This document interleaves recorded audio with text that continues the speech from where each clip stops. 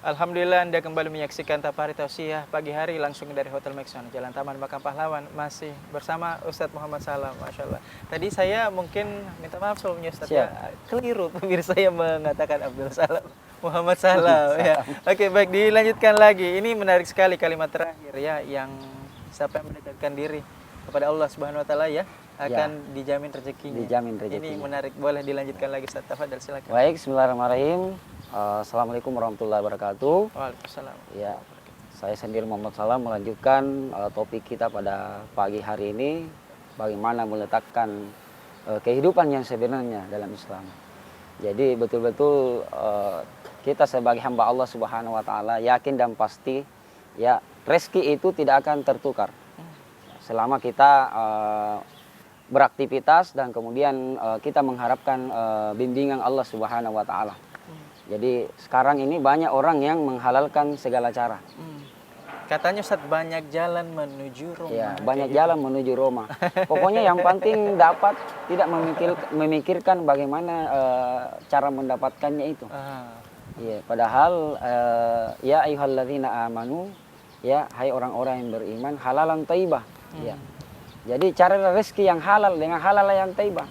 Lalu kemudian jangan kita khawatir, ya jangan kita ragu, lalu kemudian kita berpikir tidak ada rezeki akan kita dapatkan. Ya, karena di dalam Al-Qur'an sangat jelas, wa may yattaqillaha yaj'al lahu makhraja wa yarzuqhu min haitsu la yahtasib. Ya, barang siapa yang bertakwa kepada Allah, artinya takwa dalam artian dia dekat dengan Allah, dia tidak pikirkan bagaimana kehidupan saya, tetapi dia hanya memikirkan jalan Allah, ya, pengabdian Allah, ya, kedekatan Allah Subhanahu Wa Taala, ya, wa may yattaqillaha yaj'al lahu. Jadi siapapun yang hari ini ya merasakan banyak masalah, ya, tentunya adalah dekatlah dengan Allah, curhatnya dengan Allah Subhanahu Wa Taala. Ya, dapat masalah, ya tidak dapat rezeki, tidak menang proyek, ya, karena ini rezekinya ini, ya, saling persaingan dan lain sebagainya. Atau tidak duduk dalam dunia kancah ini perpolitikan, ya, politik yang seperti kontestasi, ini, sebagaimana yang kayak pemilu seperti kemarin ini yang luar biasa. Ya, Allah sudah menentukan siapa yang akan sudah ada di Lauh Mahfuz ya, Ustaz. Ya, sudah ada catatan bahwa mereka ini akan duduk menjadi presiden. Ya. Dan yang lainnya juga ya di DPR, DPD dan sebagainya ya. Kita lihat ini ya banyak yang diimpus, banyak yang masuk rumah sakit. Bahkan kita lihat di Jawa itu ada yang gantung diri. Ya, inilah persoalan miris rezeki. Yang ngeri Ustaz. Miris sekali kita lihat ini yang namanya politik. Makanya harus dilandasi dengan iman dan ketakwaan kita. Lalu kemudian dekat dengan Allah, agama, Al-Quran. Dan memang betul harus menyadari bahwa tugas kita hanya ikhtiar saja, Ustaz. Betul, harus ikhtiar. Jadi rezeki tidak bakalan tertukar. Yang jelas kita sudah ikhtiar, berusaha, lalu kemudian takarrub ilallah, serahkan sama yang di atas. Ya, jadi wa may yattaqillaha yaj'al lahu makhraja. Jadi kadang kita mendapatkan kesulitan, ya, persoalan rezeki, maka makhraja, maka Allah akan memberikan jalan keluar.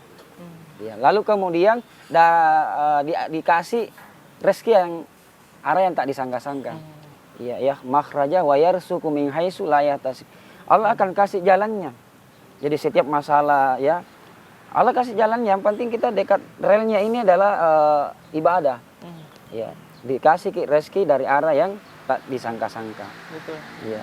Inilah yang pertama, kehidupan, meletakkan kehidupan yang sebenarnya bagaimana kita menjadikan aktivitas kita ini selalu ada, hadirkan Allah bersama kita. Agar kenapa, ya, apa yang kita dapatkan ini betul-betul berkah. Ya, kita mau dapatkan keberkahannya. Lalu kemudian untuk meletakkan kehidupan yang sebenarnya ini adalah ya persoalan jodoh. Ya, jadi persoalan jodoh ini luar biasa ketika kita sudah sebelum lahir ini sudah ditentukan oleh Allah bahwasanya kamu berjodoh dengan ini, kamu berjodoh dengan si A dan si B. Tapi yang menjadi persoalan ini ya marak di masyarakat kita. Kadang orang tidak menikah gara-gara uang panai.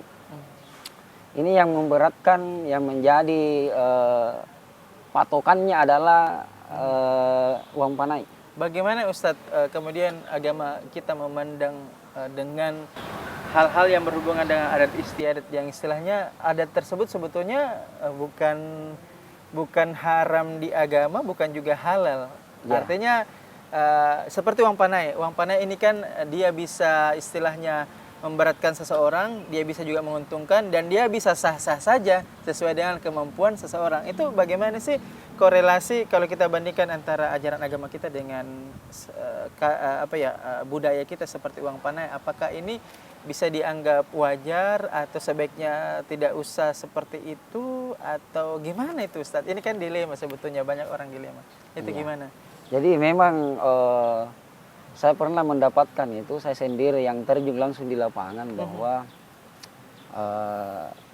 dia memang mendahulukan budaya bukan agama. Jadi memang harus kita pahamkan kepada orang yang bersangkutan bahwa yang namanya uang panai ini jangan berpatokan sama budaya, tapi beralihlah ke agama. Makanya sampai detik ini ada gara-gara uang 5 juta tidak menikah. Maksudnya nggak cukup gitu Nggak ya? cukup. Iya. Jadi pemirsa Budiman dimanapun kita berada, jangan jadikan sebagai patokan ini adalah uang panai sehingga orang tidak jadi menikah. Baik itu yang melamar ataupun yang ingin dilamar nggak Iya. cukup 5 jutanya, Iya, tidak. Pending. Depending, tidak jadi menikah. Gagal. Hanya dengan uang segitu. Padahal ya Islam ini menjadi solusi buat kita, tidak memberatkan dalam agama. Yang penting ya jangan jadikan sebagai orang yang dilamar itu sebagai jualan sebenarnya. Yang harus kita pahami. Jadi saya pernah bertanya sama Pak Imam di Macanda itu, apa sebenarnya kita dahulukan Pak? Kalau saya dahulukan yang namanya budaya, jangan dahulukan budaya. Ya, harus didahulukan agama supaya kita tidak memberatkan ini. Akhirnya dia sudah paham, ya terjadilah transaksi. Jadi ini memang betul-betul dimarak di masyarakat kita. Yang kedua juga kadang-kadang dilihat ketika datang melamar itu, satu pertanyaannya yang harus bukan itu didahulukan. Di mana kerja? Apa pekerjaannya? Padahal sebenarnya ini yang harus kita pertanyakan dalam untuk meletakkan kehidupan di dunia ini adalah bagaimana ibadahnya, bagaimana sholatnya, bagaimana ngajinya. Ini yang harus diluruskan kepada masyarakat kita yang awam ini. Harus betul-betul pertanyaannya dibalik. Ini menarik, kita tahan dulu Ustadz. Ini pasti pemirsa makin penasaran yang ada di rumah. Kita akan kembali saja dari berikut ini. Tetaplah bersama kami dalam program Tapari Tausiah Pagi Hari.